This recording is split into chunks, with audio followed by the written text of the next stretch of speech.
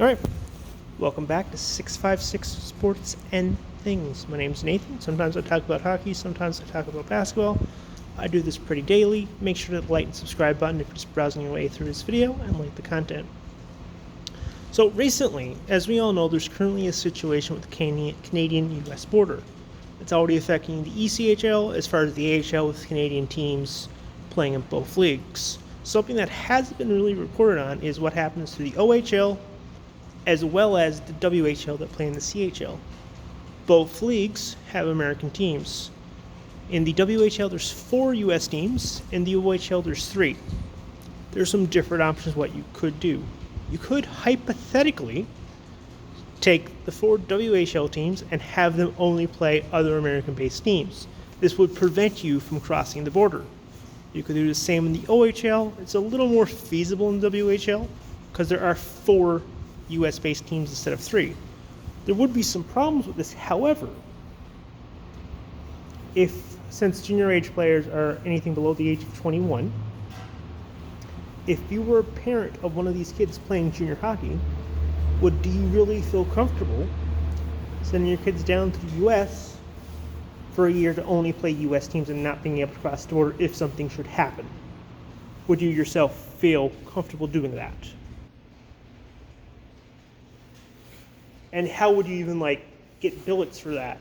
Because junior hockey is all billeted. If you were a billet family, would you feel comfortable letting a Canadian kid into your space with knowing that this issue is going on? As well as they would have to quarantine for 14 days and they're living with a family. So would that family then have to quarantine? If you're a family and you are working, what happens to that loss of income? Not only that, but these players are high school age players. So that means they can't attend school for 14 days? That will be a huge issue. As well as the OHL. The OHL has that same issue. Now, if you were to separate both leagues and keep them separate, which as they are now,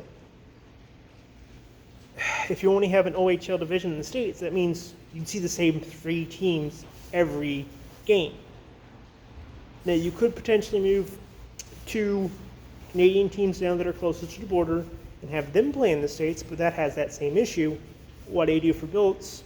And heck, if you're a family of a 15-year-old kid, do you feel comfortable taking your kids down to the States for a year when this current situation is on the go? What happens there? How do you find billets for that? That's a huge different kettle of fish. The OHL would have one huge issue right now, as they're not currently playing. I don't think the job is either. The OHL also came out with no body checking. So you can't physically touch someone. How do you play hockey without physically touching people? That's a huge issue. The OHL has a huge issue outside of only 3 US teams. Every other team plays in one province. So you don't have to cross provincial borders. Now the WHL has a huge problem because teams play in BC, Manitoba, Saskatchewan, and Alberta. So you're already crossing 4 provincial boundaries. Now, I'm not 100% sure what's going on out west, anything past Ontario. I know right now, in the Maritimes, if I were to go, so I live in Halifax right now, I can travel to New Brunswick, PEI, and Newfoundland without quarantining for 14 days. Hence right now in the Quebec Major Junior League, it's divisional play. What happens if, let's just hypothetically say, the Winnipeg Ice travel to Victoria and play the Royals? Would you have to quarantine for 14 days? And then how would you even do that? Would you just play, secondly, you would just play your own province, but if your team like Manitoba, there's the Manitoba and I think there's one more team in Manitoba, so that same issue would happen, which we're always saying in the States. How do you have one team only play 2 or 3 teams in a year for a 68-game season? How does that even work? It just doesn't make sense. Do you simply take the OHL's American teams and combine them with the WHL's American teams and just have them play each other and have that their own separate playoffs for one or two berths in a playoff, like a pre-playoff type situation, where American teams would play American teams, and then you have a playoff and two or the top 2 or 3 seats make a divisional playoff. So 2 would go to Ontario and 2 would go to the West, and you bubbleize that, or you put that in the bubble. Would that work? I mean, that makes logical sense, but then there's a whole issue with payment. Since the OHL, WHL, and the Q does have TV, but it's a gate-driven league. They don't have these big TV contracts that the NHL does. So how do you then generate revenue? Because there are some places right now you can't have huge fans. Here in Halifax, you're only allowed, I think, 1,500 fans at a Moosehead's game. Moosehead had this big, huge arena. And what do you do for smaller arenas? Like, not every arena is huge. Do you simply, we're just not going to play in the States, and what happens to those players then? So that you would have 7 teams without players. I mean, if you have 7 teams not fielding teams that year, you would normally go through the dispersal draft and just have them play in those leagues.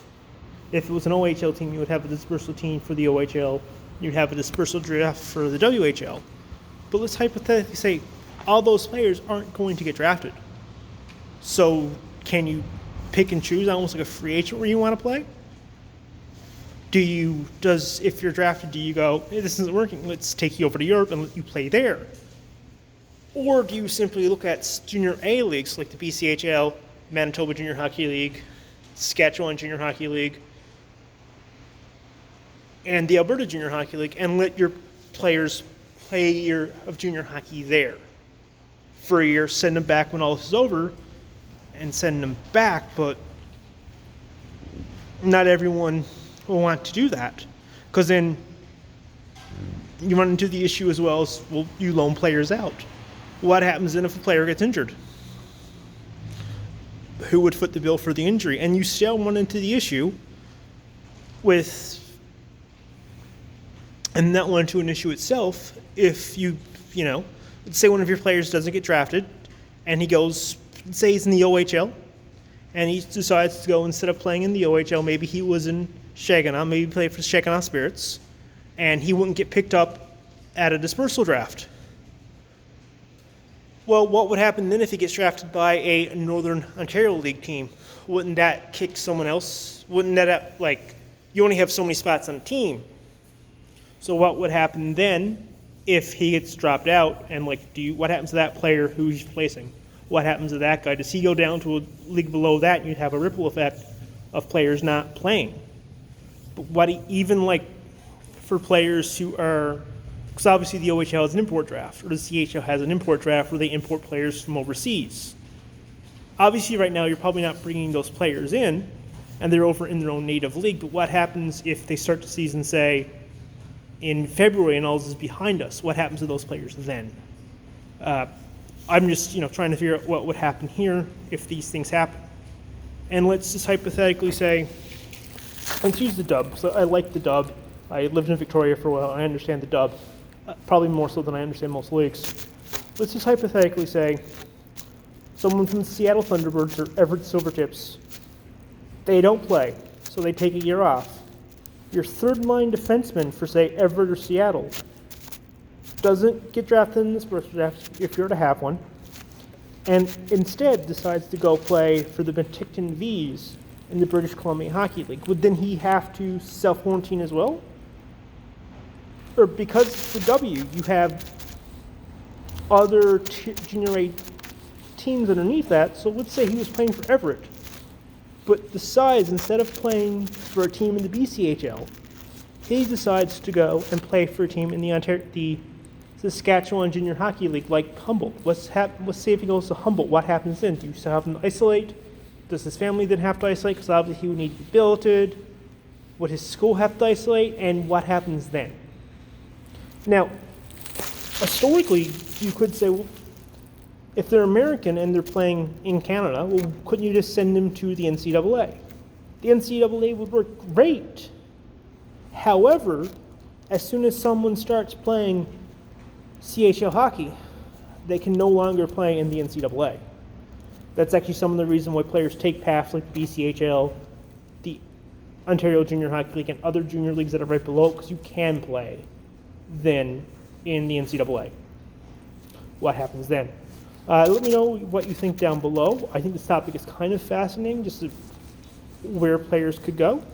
And thank you. Make sure to hit like and subscribe, and you have yourself a wonderful day. Thank you.